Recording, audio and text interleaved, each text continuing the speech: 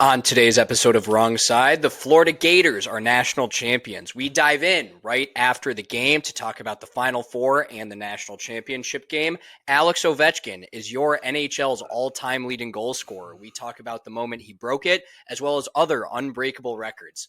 NBA playoffs are just around the corner. We dive into what it takes for the Lakers to get the 2 seed, as well as other potential matchups. Clutch moment of the week brought to you by Shore Metals and Outside the Line. In a world full of champions, we find ourselves on the wrong side.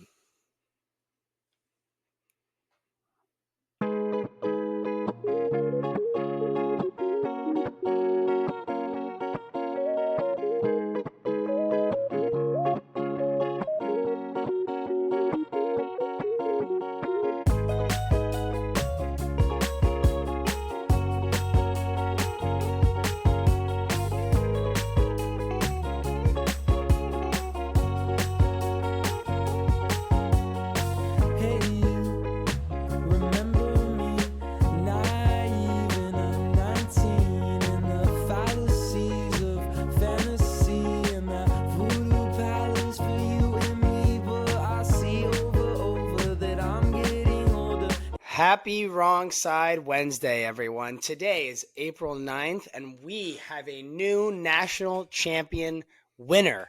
Dan Hurley, two-time back-to-back champ, is no more, and Todd Golden and the Florida Gators are national champions. Joey, thoughts on the game? I'm disappointed. We talked a lot about the tournament. Overall, I think the Final Four and the National Championship both ended up being very good games, though ugly, especially in the National Championship. Very good games all around. So going into the weekend, I had future on Duke to make the National Championship. Just make it, because, they were odds-on favorite to win. I thought take it there. Florida to win it, and Houston to win it. So obviously Houston and Duke played. Houston knocked out Duke, so that lost that one. So that's okay. I have both going into it. But unfortunately, I cashed out the Florida future for a lesser payout before the game and decided to ride with Houston. So I'm disappointed with the outcome, to say the least. But the game was good. A rock fight for sure. A game that you probably think Houston wins if you look at the shooting percentage just on paper alone. In the Final Four, Duke still may be the most complete team in the country, even though they did lose. And it was a heartbreaking loss for them. But finally, the tournament did come through. The Final Four and the National Championship, both pretty good games. But overall, I don't know how people are feeling about the tournament, Michael. What do you think? I think it was a fantastic Final Four. Heavyweights, like we said, 4 number ones. First time since 2011, right? It was maybe 2008. Yeah, it was 2008 or 2008. I can't remember. Mm-hmm. But 4 number ones, great finish, an all-time Duke choke. We got to use the White Lotus meme. Florida, they were down at the half against Auburn as well. They came back and win. Even today, Houston, Florida, another great game. Houston was up 3 at the half.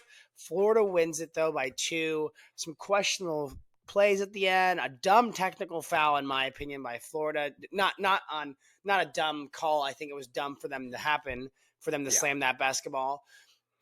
Houston forgetting the rules mid-flight, and then along with the final play of the game, he should have grabbed the ball, taken the like double dribble, travel, whatever they would have called there. Then at least there's some time on the clock. You can foul, make them shoot twice. There's maybe one more chance to shoot it. I understand they would have been down 2. You would have been down 4 if they make them both. But still, never know. Better chance, March at least, Madness. Maybe. Still better chance. You could have found a way to foul someone who stuck to free throws. But tough finish for Houston. I really thought they were going to get into the I don't know. They've been so close so many times over the last 10 years with Sampson, and came up short again. Todd Golden winning, though. That's great. Coached under Bruce Pearl, beat Bruce Pearl. Now he's on the top of the mountain. Shout out Meg. She won her pool with Florida, which was great. I had 2 different pools I was in with money, and one of them I had Houston, one of them I had Florida, and I didn't finish with either in the top. I think I finished 4th and 5th just based on points alone, which kind of stunk. But yeah, I thought the tournament was great. I thought the Final Four was awesome. I think it just is, unfortunately, the world we're living in now. I thought it was kind of funny that still at center court of the national championship, Celebrate Student Athletes is still advertised everywhere. And there's probably 5 to 6 million on that court of players, NIL and Oh, booster every bit of money that, and yeah. sponsorship. So kind of funny. I mean, those kids probably haven't been to class in weeks and they're getting paid now. So just kind of ironic at this point. We'll see the future of the sport. I hope it doesn't turn into 4 number 1s again, but it could. It could just be where the sport is heading. But we'll see. I mean, what were your? I mean, other than that, there, the only negative is there weren't any massive moments. Yeah. There was the There Queen wasn't- Maryland shot. There was the Final Four being great. The Duke choke, but there were no goal keys or dug buckets from St. Peter's this year. There was no Loyola Chicago deep run, which I know that's part of it, but it's still great. Like I thought the tournament was still good. Like I still watched all the games and the Final Four were fantastic. Great weekend to have the Final Four. San Antonio was great. I know Charles Barkley was on all the videos I kept seeing of him, but yeah, it was a good tournament. We'll see. Diebler up next. 6 out of 10, I'm going to give it. Like you said, no big moments there. Final Four was great. National championship was really good. But even then, like, it was a rock fight. I was like, it was still the best of the best. I was shocked Florida was able to pull it out in a game where both teams ended up shooting under 40% total. But Final Four was good. National championship was good. But I think they had kind of lost some momentum, at least from me. I watched the game still, but like maybe the Elite Eight not as closely. I think if you don't have a story to drive the momentum of the tournament, you may lose some of the general public. But yeah, like you said, the basketball ends up being really good. We'll see kind of where the state of the sport goes moving forward. I expect Duke to come back with a vengeance. I still don't think they're hateable. That was kind of the story of this whole tournament. People like John Shire, people like the new Duke. They blow for now. They blew. I mean, the Final Four and really like I think that John Shire's now been to the tournament 3 times and been to a Final Four now. Had a dominant season in a down ACC year, so maybe there wasn't that like driver, that UNC who's gonna have a big moment with them. So maybe that's what they're missing, is someone to go up against. But Duke looks good. Cooper Flagg won't be there anymore. We'll see where he ends up once the NBA draft lottery comes out. He is still far and away the number 1 pick in my opinion, even after this tournament. Walter Clayton brings home the player of the tournament, rightfully so. I think he may have averaged 30 throughout the entire tournament. Wasn't necessarily great tonight, but I know made some. Oh, never mind. 3 for 10 from the field, 1 for 7 from 3. Yeah, they were able to pull it out, and Walter Clayton should definitely be a high draft pick in the NBA. But yeah, Florida shot 39% today. Houston shot 34, a pretty low final score total if you think about it, but still a great game nonetheless. Still happy about it. College basketball is great. It's a great time of year, and still happy. Yep. I will say, Final Four related topic is that Cooper Flagg. I know you mentioned him. Like, yeah, he's a great player. He'll be number 1 pick. Yeah, you're right. Shout out to him for being in that game, blowing the lead, and then the next morning being told. I mean, it's a great honor, but being told he was Naismith's Player of the Year and having to go to the event right after they lost, like, shout out to him for doing that. So that was great. But yeah, good tournament. It's Masters time now. That's coming up this weekend. And then it's baseball time. I will say, though, before we quickly go to OV and basketball NBA, women's tournament, UConn back on top. Gino, number 12. Damn. Number 12 for Gino. I don't know where that puts him against Wooden. Let me see real quick. Ariema versus Wooden. Not Ariello.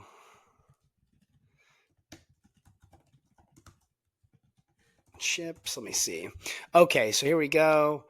Ariema has 12. John Wooden has 10.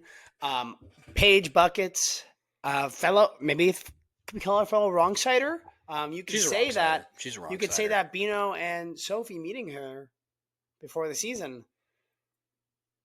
I'm very happy she got a national championship. She missed. She was Caitlin Clark before Caitlin Clark was Caitlin Clark.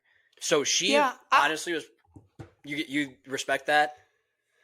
Yeah, not really, but She was the she one was bringing who eyes. She was bringing eyes to the she sport. was I would definitely agree with bringing that. eyes. I think like Candace Parker was very good in the WNBA. I believe she's from Chicago Lisa and got Leslie, like yeah, there's yeah, some there were old some like ones. older ones that you could definitely name. But yeah, But Paige was the main person in that recruiting in class. kind of She in got this recruiting one. class in the next generation, and she finally got one after missing practically 2 full years of her college career with injury, pretty brutal leg injury that kept her out all of last year. So for her to come back and do it and still be good, if you really look into it, I went down a bit of a rabbit hole when Juju Watkins tore her knee during this tournament. Um, the recovery rate on women's like knee injuries and ACL in sports is not very good. So for her to come back, I know you have the benefit of age on your side. Anyone who's kind of like had a physical injury like that knows that's a benefit. But for her to come back and still get it done, she wasn't the leading scorer on the team. I think she had like 17. There were two other Huskies that had 24 apiece, which was great. And they blew out South Carolina. So South Carolina is still very strong, very happy Paige got it done. And we'll see what she does. She'll shake up the WNBA a little more too. Yeah, gonna be another great player in the WNBA. They took it to South Carolina. It was and in their final 4 games were ass kickings. Yeah. But Paige wins. The top 5 people in that recruiting class, all but one of them have now earned a national title, except for Caitlin Clark at Iowa. That was a main headline. What I say to them is she played at Iowa and everyone played at UConn or Stanford or South Carolina, powerhouses that were already determined. LSU, yes. Um, yeah, LSU, all like powerhouses with like a million 5 stars, and Caitlin stayed home and did the right thing for her like self, and she didn't win. But I saw that there also was 14 million people that watched the national title game last year. I think there were 4 this year. And the best part was people were complaining that the time of the game was the issue, and like, oh, who's going to watch a game at 3 o'clock on Sunday? It was the same exact time last year. I was in Iowa City. I forget if Caitlin Clark made 2 final. I know she made 2 Final Fours. She did. But I don't know. 2 finals. I was there for. She lost to LSU, and then she lost to South Carolina, I think, last year. I think that's right. I was there. I was in Iowa City for the LSU game, and we were out at. I think it was a Sunday at noon. Kyle and I were driving back from visiting our friend Jack. When we were both already living in Chicago. And it was electric. It took us like a whole hour and a half. We were at Brothers in Iowa City. It was packed to the gills. So heck of an environment for that game. So that's a bad excuse because I saw it and the people were there for Caitlin Clark. Yeah, I mean, fans want to watch her. People will watch her. Now Paige going to the league, we'll see where she goes. But ideally, I hope she doesn't go to one of the teams that has like Paige or Angel or Cameron Brink. Like I think a team like I think Dallas might have the first overall pick this year.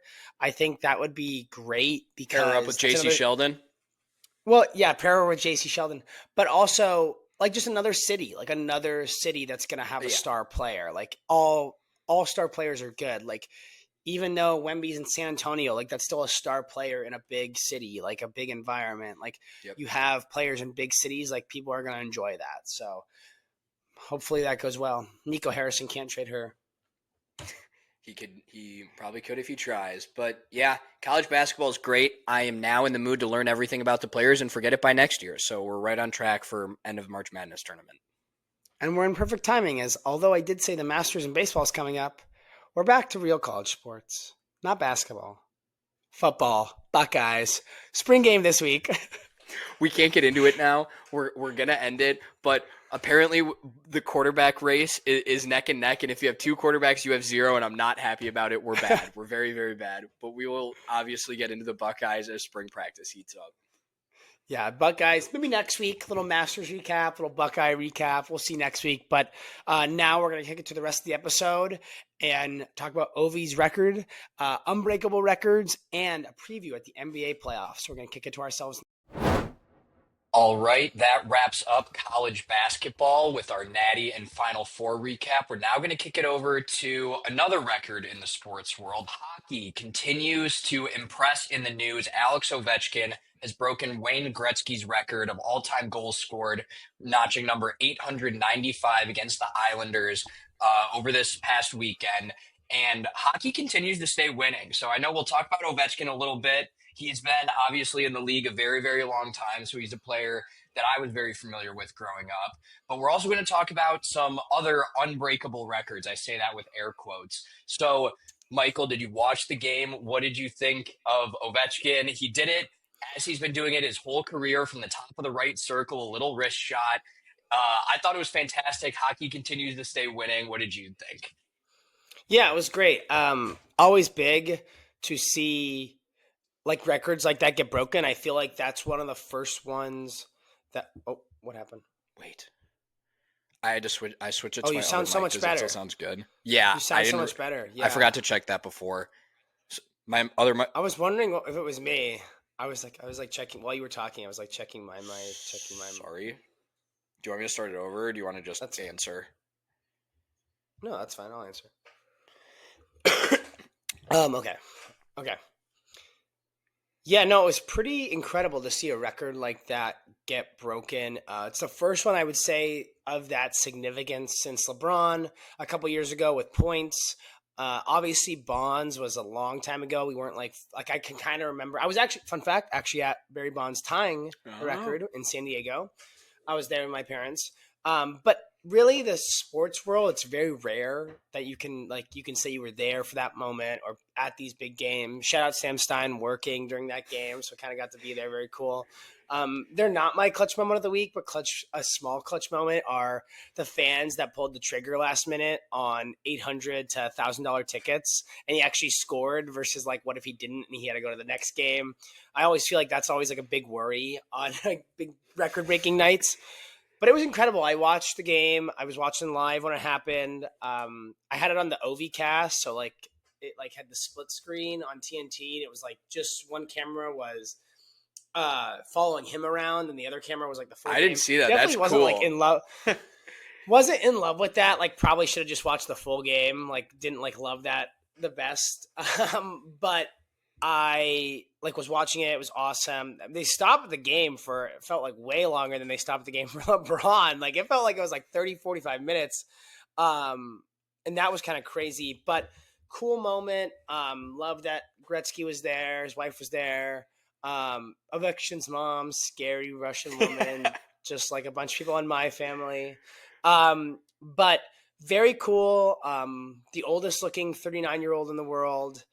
And it was awesome, like to see a goal like that. The fun facts like that were coming up after. It was the anniversary of the Capitals winning the lottery.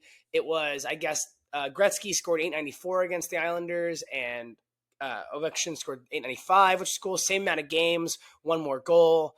I don't watch a lot of Capitals hockey. I mean, obviously the playoffs are coming up, so like I know they're a good team. I felt like I don't know if it was just this game or what, but I don't know if he like is playing as many minutes now as he once was, because like his shifts seem to be much short. I mean, I could be completely wrong, but like just watching I'm gonna look it up. Felt like his shifts were way shorter than like an average player, and I don't know why. Like I know the shifts aren't long to begin with. Like I understand that part of it, but like he was on for like 30, 40 seconds and like off. Like I feel like they're on usually for a little longer, and like even the start periods they're on for like at least a minute or two, and he was on like 30 seconds off. Like then he would sit for a couple of minutes. So I don't know if his minutes are down. I could be completely wrong. It could just be my like. So time on ice per it game. It felt like I don't know about like per shift, but time on ice per game. His highest over a season was 23 minutes in 07-08, his third year with the Capitals. Career, he averages about 20 minutes on ice per game. And this year he's at 17, which is the lowest of his career. It's been going down. He's been at 19 before multiple times. He's at 18 one year. I assume he got hurt, honestly, that year. But it's not down a huge margin. I mean, again, the man is 39 years old, so maybe a little bit here and there, but still definitely the Capitals are a great team. I think he would be the leading goal scorer for sure if he didn't break his leg this year, which just even further goes to show his longevity, his excellence. He debuted with the Capitals in 05-06. It's 2025 right now. He broke his leg this year at 39 years old and comes back and still breaks the record. So hockey guys are undefeated once again.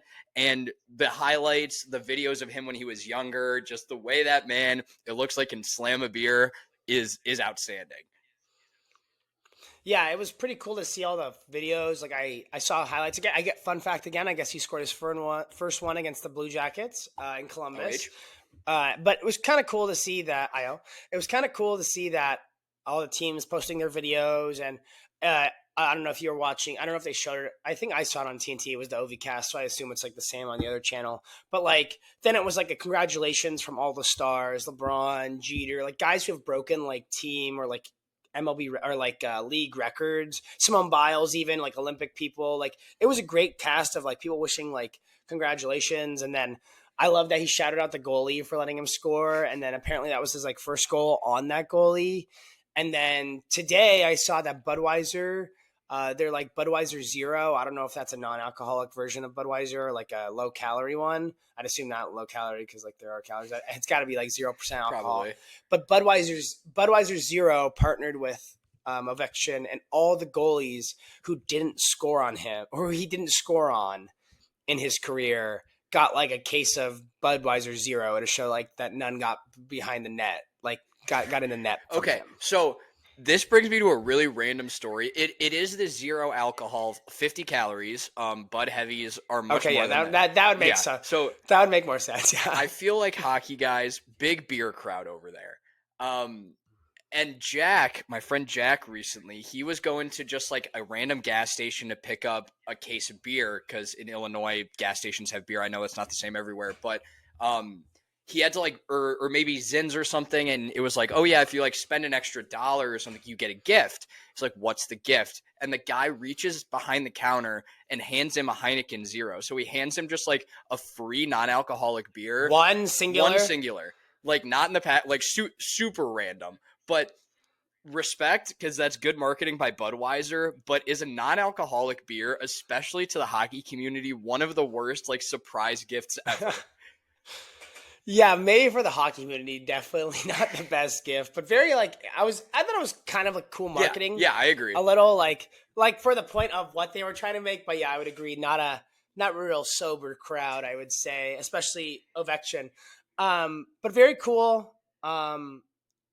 Crazy record. Another thing I wanted to talk about, like Joey and I talked about before the episode, was like Unbreakable Records, because as cool as the Gr8t chase they were calling it, the Gr8t chase we were calling this, was, there is zero shot in hell that anybody is passing Gretzky's points record. One, like, I just kept looking at it and I was like, oh man, like I want, like, because I'm very in tune with baseball stats, even basketball stats. Like football, I probably couldn't tell you the exact number of touchdown passes or yards, but I could tell you who's leading them.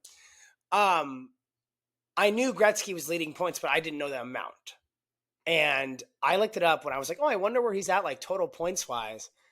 You're the all-time leading goal scorer, and he's 1,200 points away from first place. Like, it's actually insane. Like, how will that ever get broken? It's insane. I'm trying to look up how many years Gretzky played in the league. Again, all-time leading goal scorer. Ovechkin has accounted 20 years. 20 years for Gretzky. Ovechkin has accounted for basically 20% of the Capitals' goals in the time that he's been with the team. So this is not at all a case of like a washed up old star just like padding stats on a bad team. The Capitals are still good. Ovechkin is still scoring, and we see it. We saw it with Brady. We've seen it with LeBron. Like longevity of athletes continues to get longer across all sports, and he's still 1,200 points behind. So Gretzky had 1,963 assists to go with his 894 goals, which is just insane. The next closest on total points has 1,155. I see somebody with 1,200 here. So you're still trailing the great one, Gretzky, by basically hundreds of assists, almost 1,000 assists. So they say, I think he was credited with the quote of like, don't play where the puck is, like play where it's going to be. Like, I guess he invented flow like that essentially. But I think on this list, and we have a couple records to talk about, I think that one's probably the most untouchable. And I mean, like, even though Ovechkin scored the goal to like break the record, like he's not even the active points leader. No. Like I just looked, he's 63 behind Sydney for active points. So like, and 63 is okay. So he's not 1200. He's 1137 away from from Gretzky. Like those are that's an absurd record for the same amount of time. Like absurd amount of time. So like Gretzky points is I think my new favorite unbreakable record. A couple other ones I had. I don't think anyone will ever break Cal Ripken's game streak. That one surprised me for sure. Basically 16 straight especially years playing over. Especially now, people take games off or like, injuries. Like, I don't know. It's just like not, it's very rare to have an Iron Man. Like, I think the longest stretch right now is maybe like 2 seasons, 3 seasons. Like, it's very rare in baseball to like 16 seasons is a lot, 162 games. Yeah. So that one's a big one. I think LeBron's points is going to be very hard. Like I was just recently looking at Steph because like you think about someone who's got like a bajillion 3-pointers. He's nowhere even close. KD's nowhere even close. Steph's got 4,000 3-pointers. I don't know if that's unbreakable because now everyone's just chucking threes. So I would assume it's breakable. But 4,000 is still a lot. Like obviously still time to go. But I think LeBron's points, Cal Ripken's games, and Pete Rose hits. I think Pete Rose hits like Ichiro broke it, but like a couple, obviously 1,000 of them were in Japan, so like they don't count. But I mean, you really got to come in at 18, 19 and be a consistent 175, 200 hits a season kind of guy to even get close. And like I was doing some math, which was like home runs, hits with Soto, because like Soto just got a big contract. He's like the youngest player to get a contract of that caliber. He's 26. And Soto's like nowhere even close to either. Like he has to have, again, like he would have to do absurd things to get even close to where he is.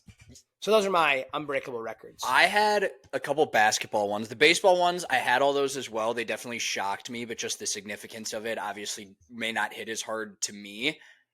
NBA assists and NBA steals, I think, are both very interesting. And before we even get into it, I think there's a tendency these days to like hate on older eras. I think we definitely see it with Jordan, and steals like that. So always in the NBA, always in the NBA for the most part. So in both assists and steals, also.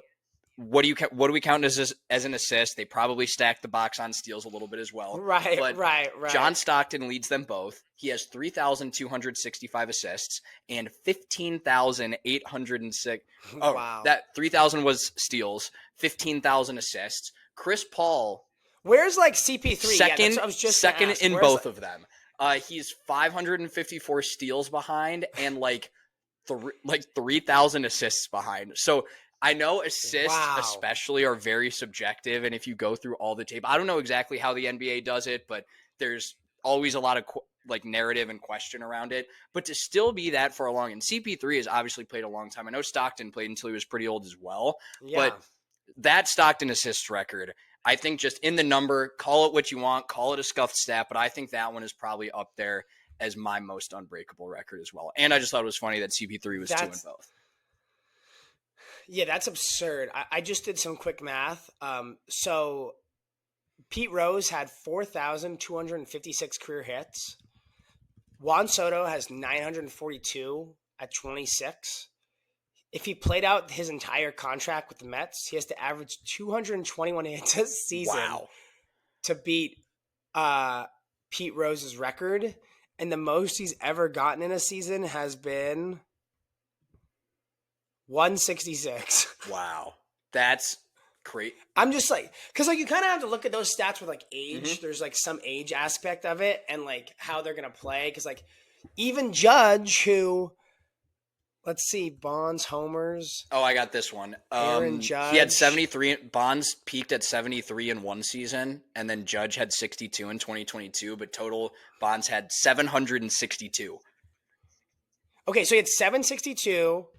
Judge has 321. 762 minus 321. So Judge has 441 left to go to almost tie halfway. him. Almost halfway. Okay, he's 33 years old. Oh, I thought he was younger. His contract is Let me see. Hold on. I just looked it up. I don't know when his contract is expiring. Let's see. 2031. So that's 26. Or let's count it this year. 25, 26, 27, 28, 29, 30. 7 years left. He has to hit 63 homers a year. So he has to break that record every year for the rest of his contract to get there. And then he can take a little less. If he breaks it every year, he can get a little less. Maybe the last year can be like 40. Yeah, when he's turning 40. Yeah.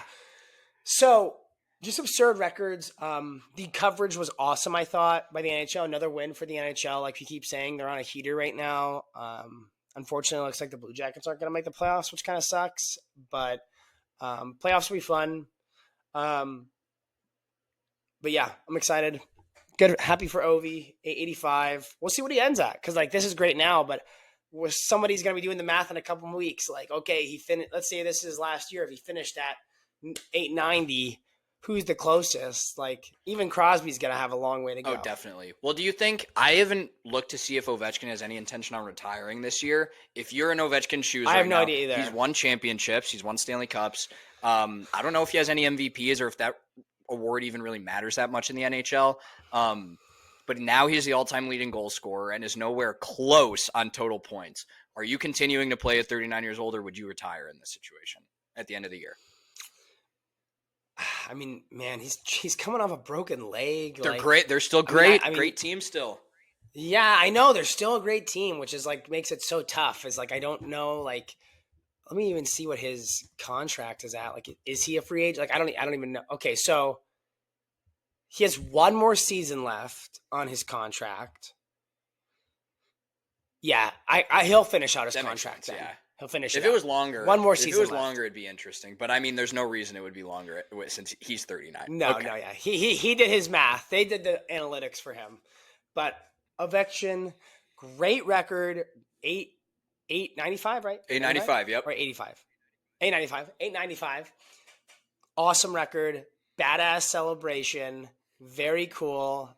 Great for the sport. Very cool. It's cool to see those kind of moments. I feel like you don't get them often. So it is kind of cool.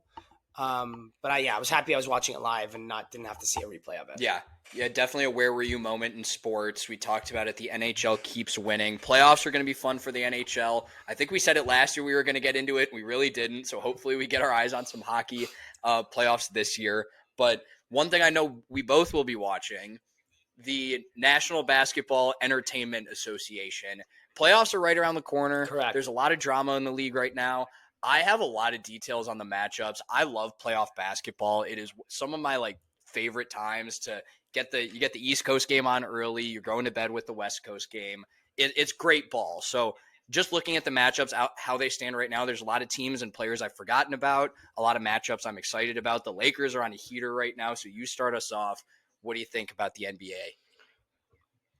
You know, I will say I didn't do much matchup prep. I know we're still a week out to go, but the reason I haven't done a bunch of matchup prep is because the Lakers currently, as we record this, still have a chance to be the 2 seed and still have a chance to be the 8 seed. The West is so close and so tight between these teams that it's tough, I'm rooting for certain situations on certain days and then rooting for others on other days. It's very fascinating.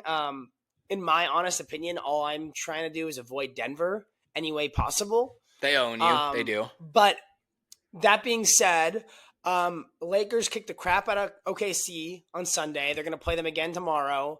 Kind of weird. You're playing a team for the first time in the last week of the season. Didn't play them at all this year.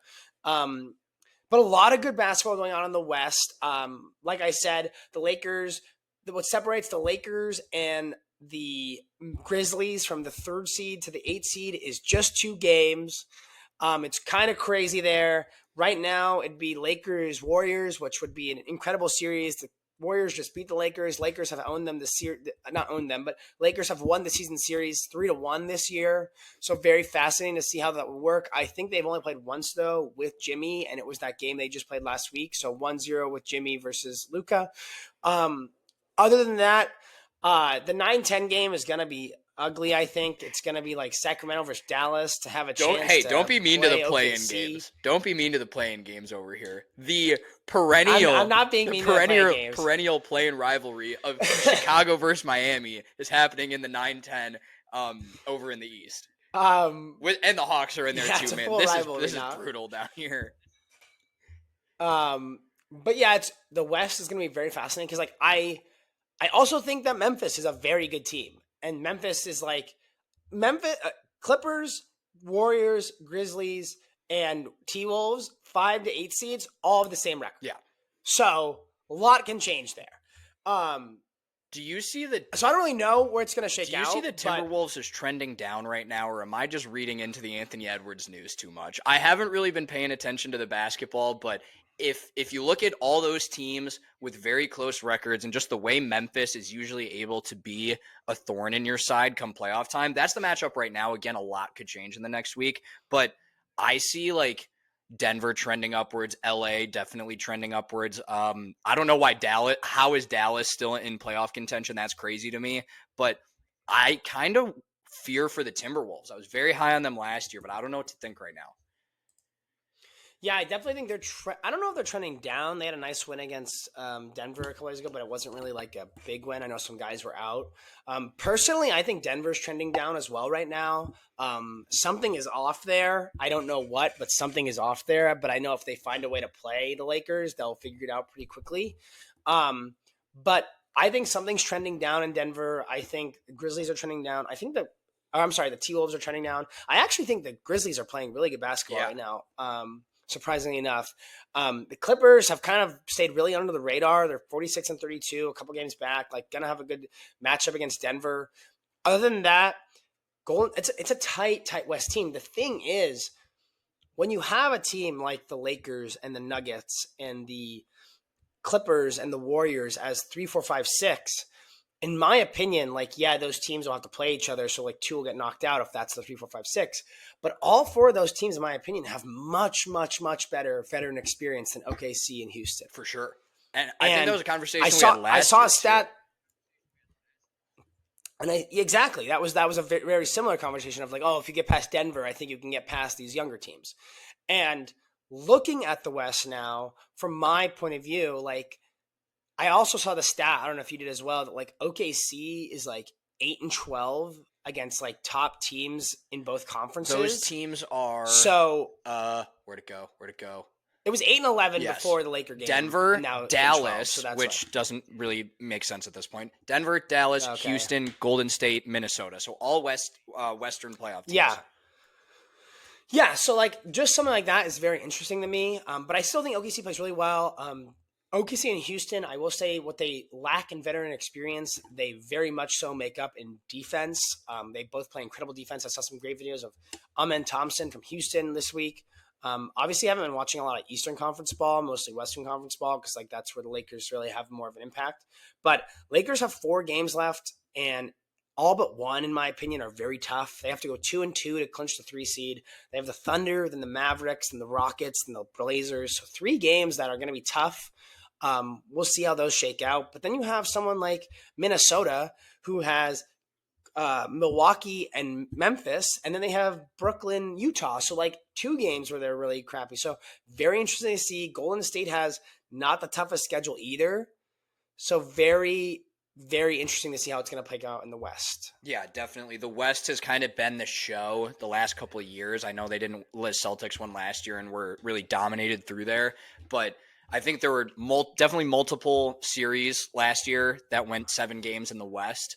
The East, a little less interesting, but it's just, I mean, it's a difference of styles. I feel like the Eastern Conference is definitely more of a rock fight conference. You have teams like Milwaukee, like Orlando. You don't necessarily have a team like the Lakers or the Warriors or the Thunder who are putting up all these points per game. I know scoring overall is up in the league, but it just feels different over here in the Eastern Conference. Like I said, the Bulls are rounding out the play-in game against the Heat again with the 9-10 game. The Hawks are in there. The Orlando's in the play-in game as well. The teams to watch, Detroit currently with the 6th seed. It's a little more spread out over there in the East, but Detroit clinching playoffs for the first time in years. Definitely very JB Bickerstaff, former Cavalier. those boys it's bad boy levels out there. Isaiah Stewart was suspended for a couple of games for another fight. They play great defense as well. There's a lot of great defensive teams in the East, but another team that you could argue is trending down right now, the number 1 seed Cleveland Cavaliers. Donovan Mitchell goes down yesterday. I don't know the severity of his injury at this. He was fine. Yeah, came back in. Came back in. Moops was freaking out. Shocker. But what do you think about the Cavs? In our group chats throughout the year, Gambino was dead set that the Sixers would beat the Cavs if they matched up in the playoffs. Sixers are out. I don't disagree with him. I think the Cavs they're kind of one-dimensional, I think you could say. I don't know if we've seen some of those role players like Mobley and Allen take that next step. I think you've seen it in spurts here and there, but if Donovan Mitchell goes down, Garland's had a great year, but do you think Mobley's had a great season? He has. Mobley's had a great year. But do you think Cleveland is the favorite? They are the 1 seed by right now 4 games ahead of Boston. Are they the favorite coming out of the East, or are the reigning champion Boston Celtics going to do it again? Boston's the 2, right? As of today. I think Cleveland is still the team to beat. I think though, it's a situation where I don't want to say Cleveland doesn't have the veteran experience, because like they have Jared Allen, they have some guys who have now been there before. But I will say from their perspective, I still think Cleveland's the team to beat. I think that they went in like an OKC team last year of like great team, young team. A couple things were still off. Let's see if we can figure it out. Okay, we got knocked out. What a mistake. Now, I think they're still ready. I think it's still going to be them versus Boston in the Eastern Conference Finals. Would love for it to be Cleveland, especially because Dave's wedding this summer will be like game 1, game 2, somewhere around there. But other than that, yeah, I think it's going to be Cleveland. I still am picking Cleveland to go to the finals. We'll see what happens. But remember when I just will never forget when the lights were too bright. I think it was Jared Allen who said that. I think it's been 2 or 3 years at this point. But there's just something about this Cleveland Cavaliers team that I don't trust heading into the playoffs. That being said, if it can be Lakers versus Boston, that would really, really be really mean to my bank account as I move there. Would that line up close to when you're moving? Yeah, it's very close, actually. Like close enough that you'd be at a game in LA and a game in Boston? No, I don't think That'd so. be crazy. Like I could potentially hit a Lakers regular playoff game, like early in the playoffs, but I wouldn't be able to hit a finals game here. Well, you have a free stay. Like, there's no reason not to just fly back, see your folks after the move in, everything, and then go down and see a Laker game. 5 seconds after. 5 seconds after, yeah, you got to rush home. That'd so be all time. I live in Boston. I'm from LA. I'm going to both games. The NBA Finals, per this website on the NBA.com, shows that June 5th is Game 1, which will be a Thursday, I'm pretty sure, because I think Dave's wedding the Saturday is the 7th. Yeah, it's a Thursday. It would be Thursday and definitely would not be in LA if LA make it, because if it's one of the top Eastern Conference teams, we wouldn't host. Game 2 is the Sunday. So again, if it's Boston, I could maybe make it back for that. And then Game 5, it would be the 16th. Oh, yeah. I'm rooting for Cleveland, but if it worked out that way, it worked out. Have you ever been to a finals game before? No, I've only been to that. The only Laker playoff game I've ever been to was Lakers Warriors like a couple years ago with Jake. And I forgot there was a playoff game. Like we did. Yeah. Like we didn't. It was the Lonnie Walker game. Oh, so we went to that was great. Lonnie Walker.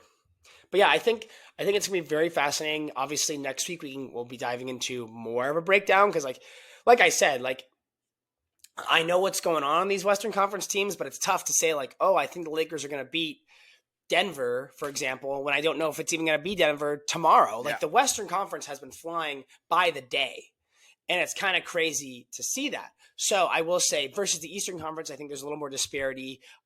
We know kind of those teams that are really set in stone, from my opinion.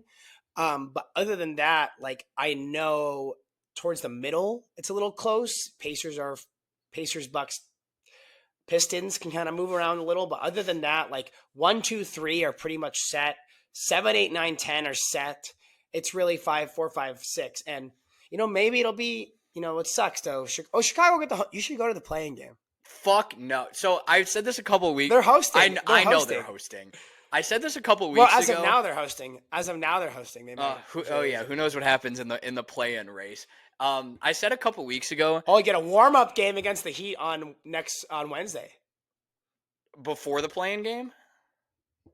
You have Cavs tomorrow, Heat Wednesday, Wizards Friday, Sixers Sunday. I think we beat the Cavs. Man, Heat. You can maybe get to the 7. Lose the 7 if you can really start winning. Oh, so I said this a couple weeks ago that my tone deaf was buying back into the Bulls after a few exciting wins, and I was like, maybe they're just putting it on my feed. I didn't realize the playoffs were as around the corner as they were a couple weeks ago. So obviously, very close. Oh no, I reposted the clinch the play-in graphic on my story. It was big, got a few likes. I saw that. Reinsdorf keeps doing Reinsdorf things. We are contending for the play-in yet again, and I cannot, even for the bit, I cannot justify spending money to go to the play-in game. I can't do it. I mean, that would be great, though. For the bit, that would be awesome. Well, I'll see what tickets look like. But then there's no way. If I go to the play-in game, you have to go to an LA and Boston game, finals game. Oh, yeah, it's a real good financial trade. They hang banners for play-in games. They hang banners for the play-in tournament. They do. Yeah, I guess they do. Play-in tournament, they do? Yeah. I think so. Oh. I'm fairly certain. I don't know if the Lakers I'm fairly certain. We've also fallen ourselves into the play-in games once or twice. We're hoping to get out of it this year. Oh yeah, remember last year you were talking about the march to the finals from the play-in spot? That was horrible, but I digress. That was the year, but that last year they had three buzzer beaters in one series, and we were right there to march to the finals. Whatever.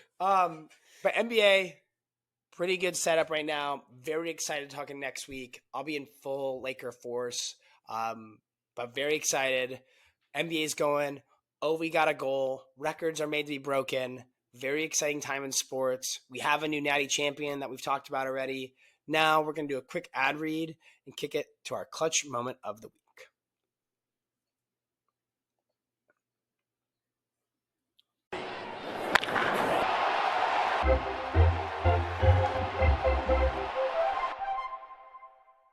Our clutch moment of the week is brought to you by Shore Metals, serving Southern California since 1970. Big enough to serve you and small enough to know you. See Stan, he'll help you out. Joey, who's your clutch moment of the week? My clutch moment of the week goes out to probably my first or maybe second favorite NBA player. Not of all time, but my original favorite NBA players. Carmelo Anthony, recently inducted to the Hall of Fame. Stud freshman season at Syracuse. New York Knick. I don't know what else he really did, though. It's still a clutch moment because I love Melo. And in fact, I modeled my game after him, not knowing that the league was going to be changing to a 3-point barraging time. So big jab step guy over here. So my clutch moment of the week goes out to Carmelo Anthony. He's friends with LeBron James. That's probably his highest accolade. This is not an ironic clutch moment of the week. I love Melo, but I was very shocked to see him inducted to the Hall of Fame and very excited about it. Yeah, very exciting for Melo. Maybe he'll go in as a Laker. Definitely was a week for Carmelo Anthony's everywhere. I will say that the NBA Hall of Fame, although it always gets the NBA Hall of Fame is weird because it gets great players in, but also sometimes doesn't get I don't know. I don't think it's as inclusive as it should be. I thought you said it was too inclusive. That's what I mean. It's okay. It's not as exclusive. I'm sorry, not as exclusive as it should be. There's a lot of players that if you had a cool couple years, you're a Hall of Famer. But what is like you said, is that his coolest accolade that he was on the dream team on the Redeem team? And he was he's friends with LeBron, an all-time leader in gold medals for a while. He's probably got. I mean, he's he probably was. I think he was a bajillion. But I think KD passed that. KD has it now. He was bajillion time All-Star, which I don't know. He didn't do anything in the playoffs ever. I think he is an icon. I don't think it's I'm not diving into his true shooting analytics at this very second, but I think Carmelo Anthony, he had a big enough moment in the league, even though he didn't win anything. Natty champ. And I don't know, is the Basketball Hall of Fame is it an NBA Hall of Fame or is it all of Basketball Hall of Fame? I think it's basketball. Because there's a college football Hall of Fame, I believe. Because probably less. Yeah, mm-hmm. But Billy Donovan got inducted. What was he inducted for? He has a national championship at Providence. So do you think and so a national championship winning coach? Probably that makes sense. So which makes that's my which makes Melo's case definitely a lot more convincing with a natty at Syracuse as a freshman. But I love Melo. Melo's my guy. Yeah, very cool. Melo and Dwight. Same hell class, yeah! So that's kind of okay. Cool. So very, very good class. Very cool for the Hall of Fame. Shout out Melo. Maybe they'll both go in as Lakers. My clutch moment of the week goes out to my guy, the captain, Logan O'Hoppe, Angels catcher. 4 straight games currently going with a home run. He's second in the MLB in home runs. The Angels are somehow still above 500 after 3 series. The Angels have won 3 series straight to start a season. Logan's hitting the crap out of the ball, acting like a leader of this team. We're heading to Tampa and Texas and Houston this next road trip. Going to be very interesting. But Logan O'Hoppe, my clutch moment of the week. Love it. Love watching him play. I respect it. Also, one of the best at bats I've ever watched in person in my life on Friday night. What was it? Now you have to take us pitch by pitch through it. So Angels were down 8-4. They lost this game, which is normal. Of course, the game I went to, they lost, but they won the next 2. They lose 8-4 home. They lost 8-6 home opener. Bottom of the 9th, 8-4. O'Hoppe versus Clase, one of the best relievers in baseball. 11 pitch at bat, battling, foul ball, really working it. 11th pitch connects, goes 110 off the bat, center field, home run. Bang. Those are my favorite. Schwarber would always have a bunch of those too, and those are the best baseball moments. It was unbelievable. I was like, all right, you're on it. Let's go. Because I just wanted him to get on. When we're down 4 runs, I know the Angels aren't going to win that game. They got 2, but I still was aware that I'm probably not going to win this game. But that being said, it was okay, 8-4, we're right there. And then it was oh man, what an at-bat. Great to see, great to watch, a great at-bat for a young kid early in the season. Loved it. One of the best at-bats I've seen in forever. So clutch moment, Logan. You've been on him for a while. Clutch moment, Logan O'Hoppe, Carmelo Anthony. Now we'll wrap it up with Outside the Line.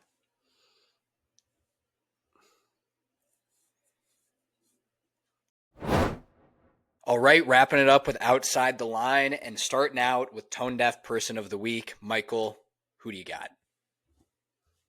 Okay, so I actually have a couple. I decided right now that instead of doing one, I have 3 that I wanted to talk about. One is small, one is kind of funny. I just think my opinion on it. And then one is an actual serious tone deaf.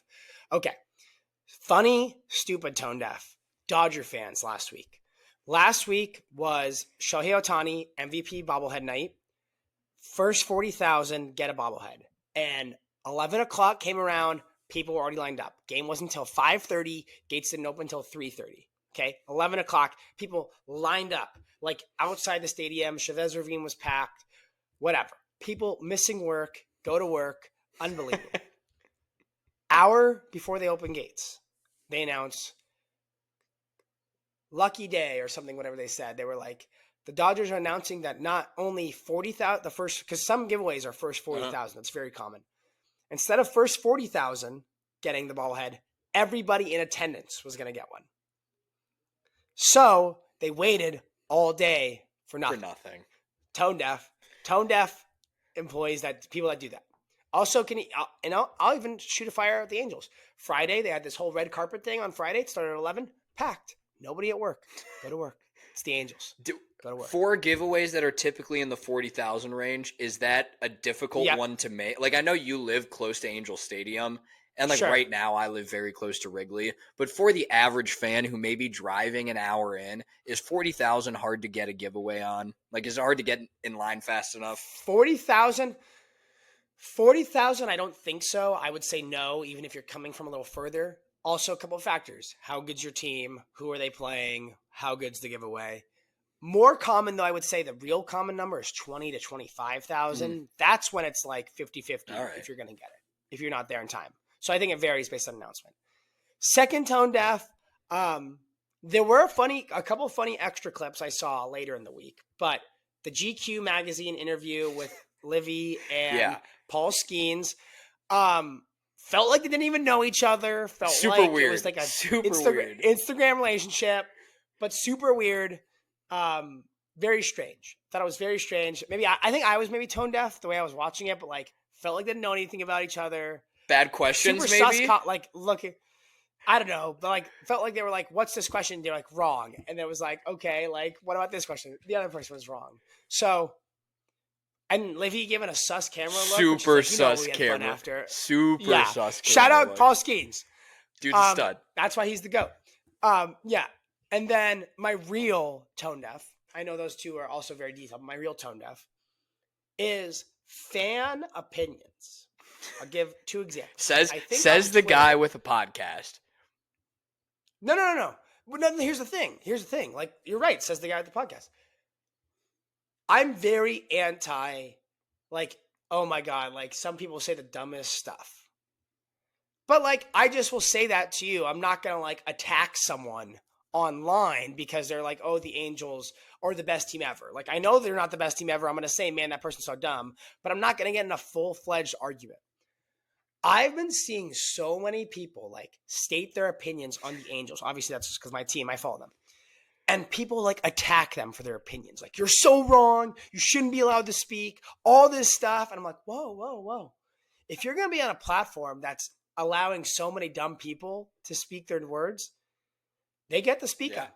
But you don't have to like, people are like physically like they are mad.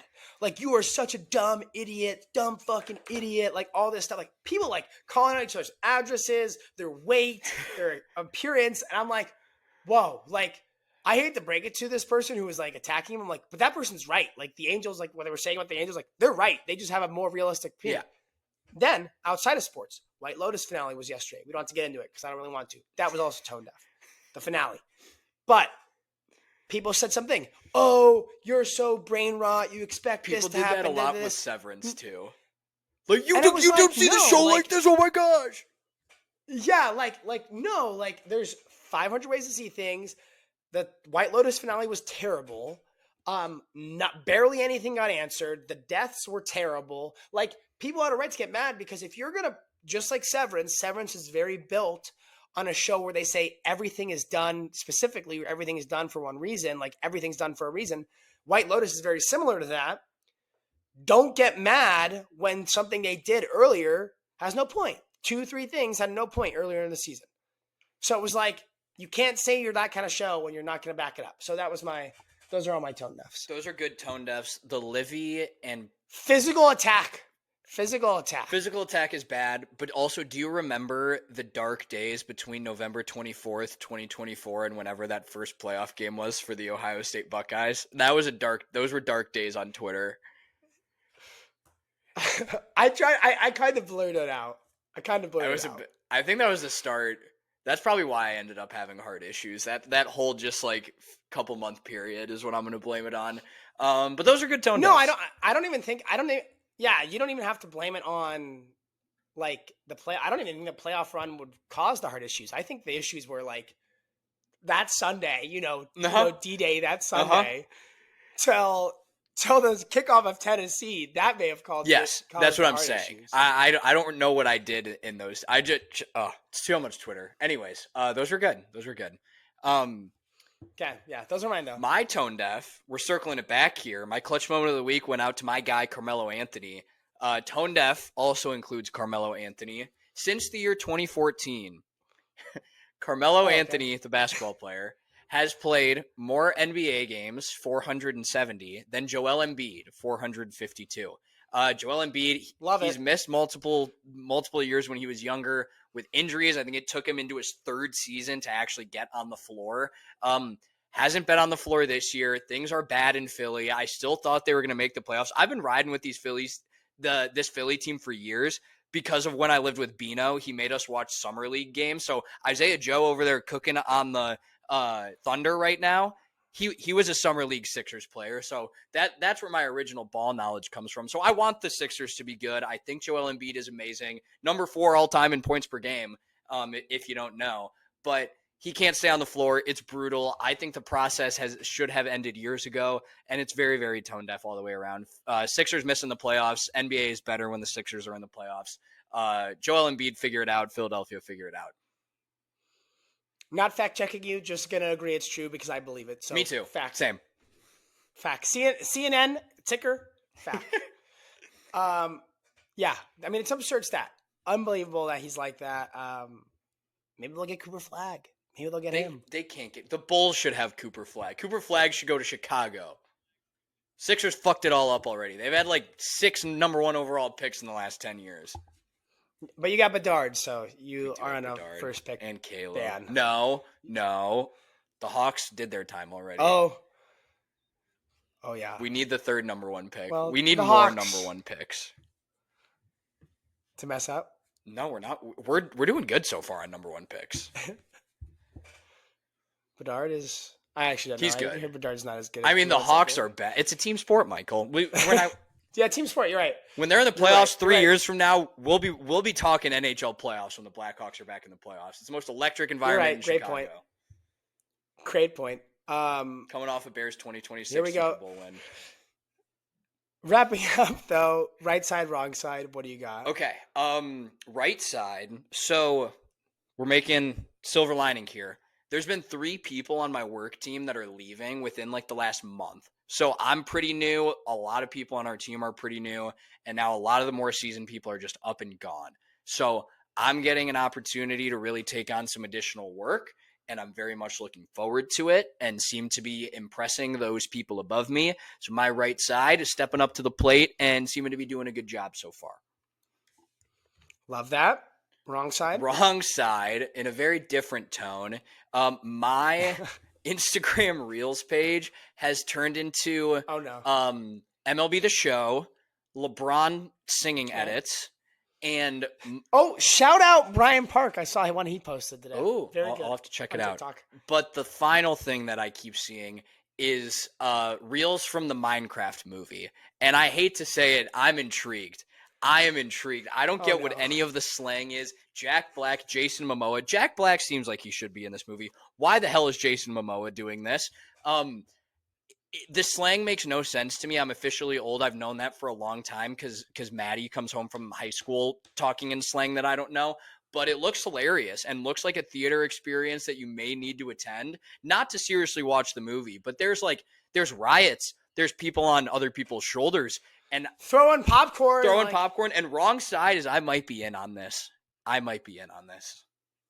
But here's the thing, like I've seen this hype, but what if you go there and there's like no one there? That would suck. Like I heard the experience is what's making this movie. Like people are like kids are going nuts in there. Like it's destroyed all projections from the box office. I think it's already made its money back. My friends and I also recently started getting back into Minecraft a little before the movie came out, so we're not that brain rot. But it's doing well. You see like Marvel movies are flopping, Disney movies are flopping, Minecraft movie making waves. So my wrong side is I might be in on this. Got it. Okay. Fair enough. I have seen it in the news, so I am aware of it. Mm-hmm. My right side, 2 weeks so far of happiness of Angel Baseball. You never know when it's going to end in the season, so you got to take advantage of it. It's been fun. This is not a World Series winning team. It might not even be a playoff winning team, but it looks like the young core is actually showing some fight and like things are starting to click for once. Very happy about that. So soak in the good moments when the bad moments start. We were just saying today how it sucks when you're good in the beginning, when you can believe. We had the Angels have a day off today and you're mad. You're mad that you have a day off because you want to get out there and watch and play and do all that again. But then it's funny because throughout time, and at least my friends, come June, days off aren't called. you're not mad because they're not playing. You're happy because they're mental health days. Yeah, 100%. So you see how the season transforms. On my wrong side, obviously with the pro of the Angels, the bad is they lost a home opener. But my real wrong side is the NIT championship. I don't know if you saw this. Local UCI was in the championship. Chance to win it at the buzzer. A full smoked layup. A full smoked layup. Awful, terrible shot. If you haven't seen it, go watch it from last week. Terrible. Actually terrible. Local team, UCI, heartbreaker. I'm looking up the shot right now. UC Irvine Look it up. misses. You just look up UCI NIT. This is a 25-second video. Oh, that is bad. It's basically like the Houston little floater shot on their game-winning play. It's like he missed a shot from there. Yes. Bad. Real bad. Really bad. So, yeah, wrong side UCI, unfortunately. And one more basketball news. Shout out Nebraska Cornhuskers for winning the crown. Yes, the crown. The crown. We love it. Yep. But that's a great episode. A lot of fun details, a lot of fun stories this week, I felt like. Unfortunately, I know as March Madness wraps up, we won't make one, but everybody enjoy. It won't be as good as previous years, but everybody enjoy the One Shining Moment video that was out after the Natty's over. We have a Natty champion. Dan Hurley's done. We have a new champion. Ovi's got a new record. We have a lot of fun stuff coming up. NBA playoffs. Maybe even Joey at Wrigley for a Ohio State game. I saw they're going there soon, so maybe Joey will be there. See that. But a lot of fun stuff coming up. Interviews going to start picking up again soon as we're kind of exiting busy season and scheduling around some moves. But another great episode. Thank you guys for listening. Appreciate it. Happy Wrong Side Wednesday. Stay blessed.